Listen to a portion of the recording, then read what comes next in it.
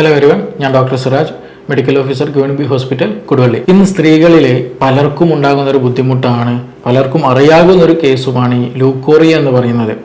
ചില നാടുകളിൽ ഇതിന് എല്ലുരുക്കത്തിൻ്റെ പ്രശ്നം അല്ലെങ്കിൽ അങ്ങനെയൊക്കെയാണ് ഇതിന് പറയാറുള്ളത്. എല്ലുരുക്കം എന്ന് പറയും, അതുപോലെ ലൂക്കോറിയ എന്ന് പറയും, വെള്ളപ്പൂക്ക് എന്നൊക്കെ ഇത് പറയാറ്. നമ്മുടെ നാടൻ ഭാഷകളിൽ പല നാടുകളിൽ പല രീതിയിലാണ് ഇത് പറയാറുള്ളത്. അപ്പോൾ എന്താണ് ഇത്? ഇന്ന് പലർക്കും ഉണ്ടാകുന്ന ഒരു കൺഫ്യൂഷനാണ് ഇത്. പലരും ഇത് മിണ്ടാതിരിക്കും. ചിലത് എക്സ്ട്രീം കണ്ടീഷനുകളിൽ കൊണ്ടുപോയാൽ, ഇനി ഒന്നുകിൽ ഇൻഫെക്ഷനൊക്കെ വന്ന് എക്സ്ട്രീം കണ്ടീഷനിലേക്ക് കൊണ്ടുപോയാൽ മാത്രമേ ട്രീറ്റ് ചെയ്യുകയുള്ളൂ. ചില കേസുകളിൽ ഇത് മറ്റു പല ഹെൽത്ത് ഇഷ്യൂസുകൾ വരെ ഉണ്ടാക്കാറുണ്ട്. അപ്പോൾ അതുകൊണ്ട് തന്നെ എന്താണ് ലൂക്കോറിയ, എപ്പോഴാണ് ഈ ലൂക്കോറിയ നോർമൽ ആകുന്നത്, അല്ലെങ്കിൽ വജൈനയിലൂടെ ഫ്ലൂയിഡ് വരുന്ന അത് എപ്പോഴൊക്കെ അത് നോർമൽ ആകുന്നു, അല്ലെങ്കിൽ എപ്പോഴൊക്കെ അത് ട്രീറ്റ് ചെയ്യേണ്ടതുണ്ട് എന്നുള്ളത് സ്ത്രീകളും പുരുഷന്മാരും എന്ത് ചെയ്യണം, ഇത് മനസ്സിലാക്കേണ്ടതാണെങ്കിൽ മാത്രം നമ്മുടെ മക്കളെയും അത് നമ്മുടെ ഭാര്യയെയും കൂടെ നമുക്കൊക്കെ ശ്രദ്ധിക്കാനും അവരുടെ ഹെൽത്തിൽ നമുക്ക് മനസ്സിലാക്കാനും കഴിയുകയുള്ളൂ.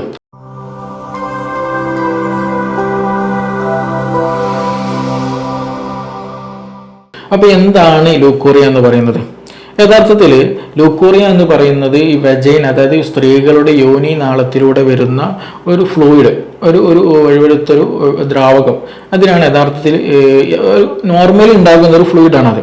അത് ഈസ്ട്രോജൻ, ശരീരത്തിൽ ഈസ്ട്രോജൻ ഹോർമോണിൻ്റെ അളവ് കൂടുന്ന സമയത്ത് അവിടെ അങ്ങനെ ഫ്ലൂയിഡ് ഉണ്ടാവുകയും ആ ഫ്ലൂയിഡ് കാരണം നമ്മുടെ വെജൈന, സ്ത്രീകളിലെ വെജൈന അത് നല്ല ക്ലീൻ ആയിട്ട് അവിടെ ഇൻഫെക്ഷൻ ഒന്നും വരാണ്ട് അത് ഒരു പ്രോപ്പർ ഫങ്ഷൻ തന്നെ, ഒരു പോസിറ്റീവ് ഫങ്ഷൻ തന്നെ ചെയ്യുന്ന ഒരു നോർമൽ പ്രോസസ്സാണ് യഥാർത്ഥത്തിൽ അവിടെ ഒരു ഫ്ലൂയിഡ് ഉണ്ടാവുക എന്ന് പറയുന്നത്. പക്ഷെ ചില കണ്ടീഷനുകളിൽ ഈ ഫ്ലൂയിഡിൻ്റെ സ്വഭാവം തന്നെ മാറും, അതിൻ്റെ തിക്നെസ് മാറും, കളറ് മാറും, അതിൻ്റെ സ്മെല്ലിൽ മാറ്റങ്ങൾ ഉണ്ടാകും. അപ്പോൾ ഈ കാര്യങ്ങൾ നമ്മൾ പ്രത്യേകമായിട്ട് മനസ്സിലാക്കണം. ചിലതൊക്കെ നമുക്ക് നോർമലാണ്, ചില കണ്ടീഷനുകൾ നോർമലാണ്. അതേപോലെ തന്നെ ചില സമയങ്ങളിൽ ഇത് കൂടുതലായിട്ട് എന്ത് ചെയ്യും, ഈ ഫ്ലൂയിഡ് നമുക്ക് കാണാൻ കഴിയും. ചില സമയങ്ങളിൽ നോർമലായിരിക്കും, ചില ആളുകളിൽ ഫ്ലൂയിഡ് വളരെ കുറവും ഉണ്ടാകാറുണ്ട്. അപ്പോൾ ഇതിനെക്കുറിച്ചാണ് ഇന്നത്തെ വീഡിയോയിൽ നമ്മൾ ഓവറോൾ നമ്മളിന്ന് സംസാരിക്കാൻ ഉദ്ദേശിക്കുന്നത്. അപ്പോൾ ഈ ഒരു ഫ്ലൂയിഡ്, ഈ വജൈനയിലൂടെ വരുന്ന, സ്ത്രീകളുടെ യോനി നാളത്തിലൂടെ വരുന്ന ഫ്ലൂയിഡ് വരുന്നത് ഞാൻ നേരത്തെ പറയുകയുണ്ടായി. ഇതിന് ഒരുപാട് ഗുണങ്ങളുണ്ട്. അതിന് മെയിൻ ഫംഗ്ഷൻ എന്ന് പറയുന്നത് എന്താണ്, അവിടെ ഒരു ഹൈജീനിക് ആയിട്ട് ഒരു ഇൻഫെക്ഷൻ വരാണ്ട്, ഒരു മറ്റു ബുദ്ധിമുട്ടുകളൊന്നും വരാണ്ട് നല്ല ക്ലീൻ ആയിട്ട് കീപ്പ് ചെയ്യുക എന്നുള്ള ഒരു മെയിൻ ഫംഗ്ഷനാണ് ഈ പറയുന്ന ഫ്ലൂയിഡിൻ്റെ ഫംഗ്ഷൻ എന്നുള്ളത്. ഈ ഫ്ലൂയിഡ് നോർമലി എന്ത് ചെയ്യും, പ്രഗ്നൻസി കണ്ടീഷനിൽ കൂടാറുണ്ട്. അതേപോലെ മെൻസസ് വരുന്നതിന് മുമ്പായിട്ട് മിക്ക ആളുകളിലും അത് കൂടാറുണ്ട്. അതേപോലെ മെൻസസ് കഴിഞ്ഞ് കൂടാറുണ്ട്. അതേപോലെ തന്നെ ഓവുലേഷൻ സമയത്ത്, അല്ലേ, ഈ മെൻസസ് നടക്കുന്നത് ഓവുലേറ്ററി സൈക്കിൾ അല്ലെങ്കിൽ ഓവം റിലീസ് ചെയ്യുമ്പോൾ ബന്ധപ്പെട്ടിട്ടാണല്ലോ. അപ്പോൾ അതുകൊണ്ട് തന്നെ മെൻസസ് കഴിഞ്ഞ് ഒരു കുറച്ച് ദിവസം കഴിഞ്ഞതിന് ശേഷം ചില ആളുകൾക്ക് എന്ത് ചെയ്യും, ഓവുലേഷൻ്റെ സമയം എത്തുമ്പോൾ ബോഡി ഒരു ഹീറ്റ് ഉണ്ടാകും. അതേപോലെ തന്നെ ഈ പറയുന്ന യോനിനാളത്തിലൊരു ചെറിയൊരു ഹീറ്റും കാര്യങ്ങളുണ്ടാകും. അതിൻ്റെ കൂടെ തന്നെ ഈ പറയുന്ന ഈ യോനി ദ്രാവകം ഫ്ലൂയിഡ് എന്ത് ചെയ്യും, വെജൈനൽ ഫ്ലൂയിഡും കുറച്ചധികമായിട്ട് പ്രൊഡ്യൂസ് ചെയ്യും. അതൊക്കെ നോർമലി ഉണ്ടാകുന്നതാണ്.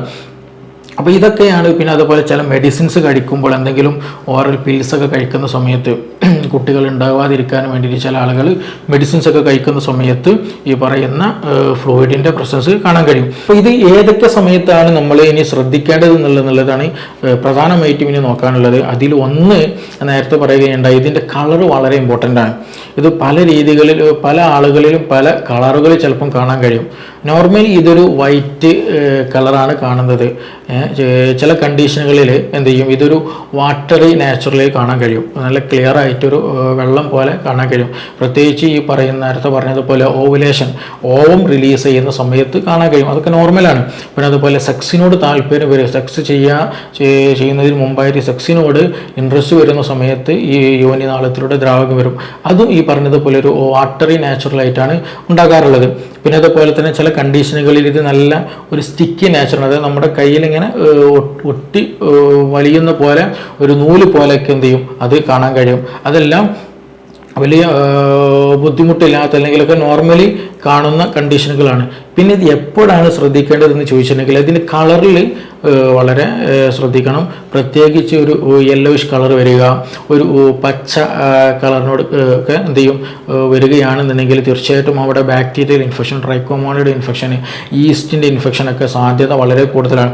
കാരണം നമ്മൾ ആ ഒരു ഭാഗത്ത് ഒരു വഴുവഴുപ്പ് അല്ലെങ്കിൽ ഒരു നനവ് എപ്പോഴും ഉണ്ടാകും. നോർമലി നമ്മൾ ബാത്റൂമിൽ പോകുമ്പം അല്ലാത്തൊരു സമയത്തൊക്കെ എന്ത് ചെയ്യും വിയർപ്പിൻ്റേതായിട്ടുള്ള പ്രസൻസും, അതേപോലെ തന്നെ നല്ലൊരു ഹീറ്റ് ഒരു ഏരിയ ആണ് കൂടിയാണ്. അപ്പോൾ അതുകൊണ്ട് തന്നെ ഇൻഫെക്ഷൻ വരാനുള്ള സാധ്യത വളരെ കൂടുതലാണ്.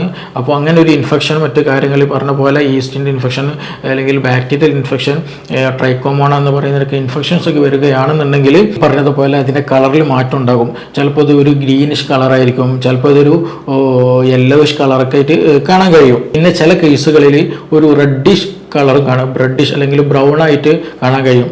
അത് പലപ്പോഴും നോർമലാവാണ് ആ കണ്ടീഷൻ. അതായത് അത് എപ്പോഴാണെന്ന് ചോദിച്ചാൽ, ഇപ്പോൾ ഒരു പീരീഡ്സിൻ്റെ ഇപ്പോൾ നാളെ പീരീഡ്സ് ആണ് അല്ലെങ്കിൽ പീരീഡ്സ് ആകാനായിട്ടുണ്ട്, തൊട്ടടുത്ത ദിവസത്തിൻ്റെ പീരീഡ്സ് ആണ്. അപ്പം അതിന് മുമ്പായിട്ടുള്ള ഈ പറയുന്ന വെജനൽ ഫ്ലൂയിഡ് വരുമ്പോൾ, ഈ ഫ്ലൂയിഡ് പുറത്ത് വരുമ്പോൾ ചിലപ്പോൾ എന്ത് ചെയ്യും ഒരു ബ്ലഡിൻ്റെ സ്പോട്ടുകൾ ചെറിയ ഒരു ബ്രൗണിഷ് ആയിട്ടോ അല്ലെങ്കിൽ റെഡിഷൊക്കെ ആയിട്ട് സ്പോട്ടുകൾ കാണാൻ കഴിയും. അതേപോലെ തന്നെ പീരീഡ്സ് കഴിഞ്ഞിട്ടുള്ള ദിവസം ഉണ്ടല്ലോ, പീരീഡ്സ് കഴിഞ്ഞിട്ടുള്ള ദിവസങ്ങളോട് ചേർന്നിട്ട് ഇതേപോലെ തന്നെ ഉണ്ടാകാനുള്ള സാധ്യത വളരെ കൂടുതലാണ്. അതേപോലെ ഈ പ്രഗ്നൻസി കണ്ടീഷനുകളിലും ഈ പറയുന്ന പോലെ ഫ്ലൂയിഡ്സ് ഉണ്ടാകുമ്പോൾ അതിൻ്റെ കൂടെയും അതും ഈ പറയുന്ന ബ്രൗണിഷ് കളറോ അല്ലെങ്കിൽ റെഡിഷ് കളറായിട്ടുണ്ടാകും. അതേപോലെ മറ്റൊരു സമയം, അതായത് ഈ സെക്സ് ശാരീരികമായിട്ടുള്ള ബന്ധപ്പെട്ടതിന് ശേഷം ഈ പറഞ്ഞതുപോലെ എന്തെങ്കിലും അവിടെ ഒരു ഇറോഷൻസോ എന്തെങ്കിലും മുറിവൊക്കെ ഉണ്ടായിട്ടുണ്ടെങ്കിൽ ചെറിയ രൂപത്തിലുള്ള ബ്ലഡിൻ്റെ പ്രസൻസൊക്കെ ഉണ്ടാകാൻ ചാൻസ് ഉണ്ട്. അപ്പോൾ അതൊക്കെ ഒരു നോർമലി ആയിട്ട് ഉണ്ടാകുന്നതാണ്. പിന്നെ അതിൽ ശ്രദ്ധിക്കേണ്ട ഒരു കാര്യം എന്ന് വെച്ചാൽ പ്രഗ്നൻസി കണ്ടീഷൻ, അതായത് ഫസ്റ്റത്തെ ട്രൈമസ്റ്റർ ഉണ്ടായാലും ഫസ്റ്റ് 3 മാസം, ആ ഒരു 3 മാസത്തിനുള്ളിൽ എന്താ പറയുക ഈ പറഞ്ഞ ഫ്ലൂയിഡ് വരികയും അതിന് കൂടെ കൂടുതലായിട്ട് ബ്ലഡിഷ് അല്ലെങ്കിൽ ഒരു റെഡിഷ് കളർ കാണുന്നുണ്ടെങ്കിൽ തീർച്ചയായിട്ടും അതൊരു മിസ്കറേജസ് ചാൻസ് ഉണ്ട്, അബോർഷനോട് ചേർന്ന് നിൽക്കുന്നതാണ്. അപ്പോൾ അതുകൊണ്ട് തന്നെ അതൊക്കെ ഒന്ന് ശ്രദ്ധിക്കേണ്ടതുണ്ട്. അപ്പോൾ ഇതിൻ്റെ കളർ എന്നുള്ളത് നോർമലി ഒരു വൈറ്റ് ഒരു വാട്ടറി നാച്ചുറാണ് കാണുന്നത്. അതല്ലാത്ത ഒരു ഡാർക്ക് കളറുകൾ, ഒരു യെല്ലോയിഷ് കളറുകൾ, ഗ്രീനിഷ് കളറുകളൊക്കെ കാണുന്നുണ്ടെങ്കിൽ തീർച്ചയായിട്ടും എന്ത് ചെയ്യണം, അത് വേണ്ട രീതിയിൽ ഡോക്ടറെ അടുത്ത് പോകണം, അതിന് ട്രീറ്റ്മെൻറ്റ് നടത്തുക തന്നെ വേണം. ചില ആളുകൾ, മിക്ക ആളുകളും എന്ത് ചെയ്യും, ഇത് പറയാനുള്ളൊരു മടി, സ്വന്തം ഭർത്താവിനോട് പോലും ചിലപ്പോൾ ഓപ്പണായിട്ട് ഡിസ്കസ് ചെയ്യുന്നുണ്ടാകില്ല. അപ്പോൾ അതുകൊണ്ട് തന്നെ ഇത് പറയാനുള്ളൊരു മടി കാരണം അത് മിണ്ടാതെ വെക്കും. അത് പിന്നീട് അത് ഇൻഫെക്ഷനിൽ കൂടും, പനി വരും. അതിന് കൂടെ തന്നെ ഇൻഫെക്ഷൻ കൂടിക്കഴിഞ്ഞാൽ പനി ഉണ്ടാകും, ഛർദി ഉണ്ടാകും, തലവേദന ഉണ്ടാകും, തലചുറ്റലുണ്ടാകും.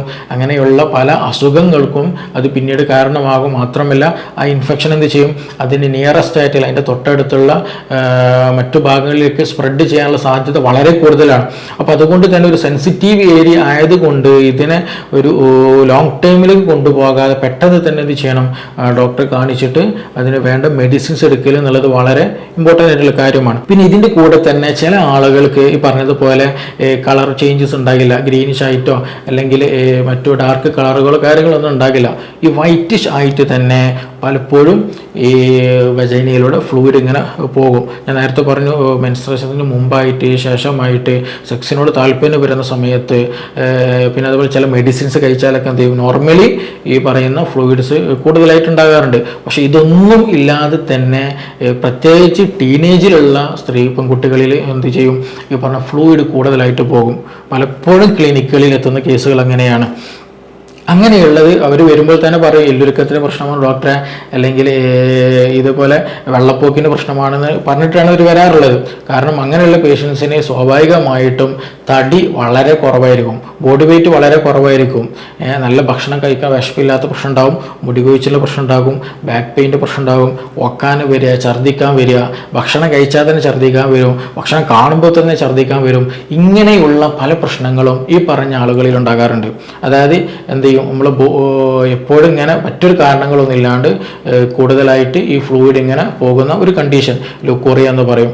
അതേപോലെ തന്നെ വെള്ളപ്പോക്ക് എന്നൊക്കെ ആ സമയത്ത് കൂടുതലായിട്ട് ആളുകൾ ആ പേര് ഉപയോഗിക്കുന്നത് അങ്ങനെയുള്ള കണ്ടീഷനുകളിലാണ്. അപ്പം അങ്ങനെയുള്ളവർ അത് വരാൻ പ്രധാനമായിട്ടും ഒരു കാരണമായിട്ട് പറയുന്നത്, അല്ലെങ്കിൽ പുതിയ സ്റ്റഡികൾ പറയുന്നത് തന്നെ നമ്മുടെ ഗട്ട് ബാക്ടീരിയൻ്റെ പ്രസൻസ് ആണ്. നമ്മുടെ വയറിലുള്ള ബാക്ടീരിയ പ്രോപ്പർ അല്ല എന്നുണ്ടെങ്കിൽ, നമ്മുടെ വയറിൽ ഒരുപാട് ബാക്ടീരിയാസ് ഉണ്ട്. ആ ബാക്ടീരിയ നമ്മുടെ ഡൈജഷനെയും നമ്മുടെ ഇമ്മ്യൂണിറ്റിയെയും നമ്മുടെ പല മാനസികമായിട്ടുള്ള ഹാപ്പിനെസ്സിനെയും നമ്മുടെ പല വിഷയങ്ങളിൽ എന്ത് ചെയ്യുന്നുണ്ട്, അതിന് പ്രത്യേക റോളുകളുണ്ട്. അപ്പോൾ അതിൻ്റെ ഒരു ഗട്ട് എൻവയോൺമെൻറ്റ് എന്ത് ചെയ്യണം, അത് നോർമൽ ആയിരിക്കണം. ഞാൻ നേരത്തെ പറഞ്ഞു, ഇങ്ങനെയുള്ള ആളുകൾക്ക് മുടി കൊഴിച്ചിലുണ്ടാവാറുണ്ട്, അതുപോലെ ഛർദ്ദിക്കാൻ വോമിറ്റിംഗ് ടെൻഡൻസി ഉണ്ടാവാറുണ്ട്, ചില ആളുകൾക്ക് വയറ്റിന്ന് പോകാൻ നല്ല പ്രയാസം ഈ സമയത്ത് ഉണ്ടാകാറുണ്ട്. അപ്പോൾ അതിൻ്റെയൊക്കെ ഒരു മെയിൻ റീസൺ എന്ന് പറയുന്നത് ശരിക്ക് അങ്ങനെയുള്ളവരിൽ ഈ പറയുന്ന ഘട്ടം വയറിൻ്റെ ഒരു പ്രശ്നമായിട്ട് പലപ്പോഴും കാണാറുണ്ട്. അങ്ങനെയുള്ളവർക്ക് ബോഡി എപ്പോഴും ഹീറ്റായിരിക്കും, അവരുടെ സ്വഭാവത്തിലൊരു ഹീറ്റ്നെസ് ആണ്, പെട്ടെന്ന് പൊട്ടിത്തെറിക്കുന്ന സ്വഭാവമായിരിക്കും, പെട്ടെന്ന് ദേഷ്യം വരും, പെട്ടെന്ന് ദേഷ്യം കുറയുകയും ചെയ്യും അങ്ങനെയുള്ള ആളുകളിൽ. അപ്പോൾ അങ്ങനെയുള്ളവർ ശ്രദ്ധിക്കേണ്ടത് പ്രധാനമായിട്ടും ഭക്ഷണത്തിൽ നല്ലോണം ശ്രദ്ധിക്കണം. പ്രത്യേകിച്ച് നോൺ വെജിൽ, പ്രത്യേകിച്ച് ചിക്കന്, ബീഫൊക്കെ എന്ത് ചെയ്യണം, അത് പരമാവധി ഒഴിവാക്കണം. അതേപോലെ ഡയറി പ്രൊഡക്ട്സുകൾ കൂടുതലായിട്ട് ഉപയോഗിക്കുക, തൈര്, പാല്, ചീസ്, ഇതൊക്കെ എന്ത് ചെയ്യുക, ഭക്ഷണത്തിൽ ഉൾപ്പെടുത്തുക. പിന്നെ അതുപോലെ സ്പൈസ്, നല്ല എരിവ് കൂടിയിട്ടുള്ള ഭക്ഷണങ്ങൾ ഉണ്ടെങ്കിൽ അത് ഉപയോഗപ്പെടുത്തുക.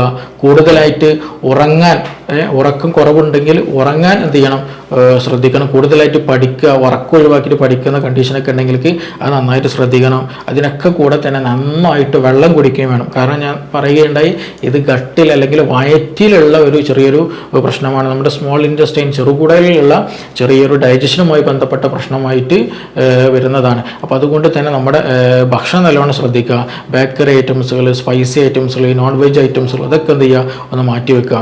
അതിൻ്റെ കൂടെ തന്നെ നമുക്ക് നല്ല നമ്മുടെ ഡൈജഷൻ ഉഷാറാക്കുന്ന, സർക്കുലേഷൻ കൂട്ടുന്ന, ബ്ലഡ് കൂട്ടുന്ന മെഡിസിൻസുകൾ, അതേപോലെ നമ്മളെ ഒരു ലൈഫ് സ്റ്റൈലിൽ തന്നെ അതിൻ്റെ കൂടെ തന്നെ മാറ്റം വരുത്തിയാൽ പെട്ടെന്ന് തന്നെ നല്ല രീതിയിൽ പോസിറ്റീവായിട്ട് നമ്മുടെ ബോഡി വെയിറ്റ് കൂട്ടാൻ കഴിയും, നല്ലൊരു ഫിറ്റ്നസ് നമുക്ക് കൊണ്ടുവരാൻ കഴിയും, സൗന്ദര്യം കൂട്ടാൻ കഴിയും. അതിനൊക്കെ ഹെൽപ്ഫുള്ളാണ്. അപ്പോൾ അതിനുള്ള മെഡിസിൻസ്, ട്രീറ്റ്മെൻറ്റൊക്കെ ഇന്ന് അവൈലബിൾ ആണ്. അപ്പോൾ അതൊക്കെ ഉൾപ്പെടുത്തിയിട്ട് നമ്മുടെ ജീവിതശൈലി എന്ത് ചെയ്യണം, അതിന് കൂടെ ശ്രദ്ധിക്കുകയും വേണം. അപ്പോൾ ഞാൻ നേരത്തെ പറയുകയുണ്ടായി, ഇതിൻ്റെ ഒരു നോർമലായിട്ടുള്ള വേ ഉണ്ട്, അബ്നോർമലായിട്ടുള്ള വേ ഉണ്ട്. അപ്പോൾ ഇത് രണ്ടും ഡിഫറൻഷ്യേറ്റ് ചെയ്തിട്ട് നമ്മൾ കണ്ടിട്ട് എന്ത് ചെയ്യണം, വേണ്ട രീതിയിലുള്ള ട്രീറ്റ്മെൻറ്റ് നടത്തണം. അപ്പോൾ ഇനി ഇതിൽ എന്തെങ്കിലുമൊക്കെ സംശയങ്ങളോ കാര്യങ്ങളോ ഉണ്ടെങ്കിൽ നിങ്ങൾക്ക് ഈ കാണുന്ന നമ്പറിൽ ബന്ധപ്പെടാവുന്നതാണ്. ഓക്കെ, നമുക്കിനി മറ്റൊരു വീഡിയോ ആയിട്ട് വീണ്ടും കാണാം.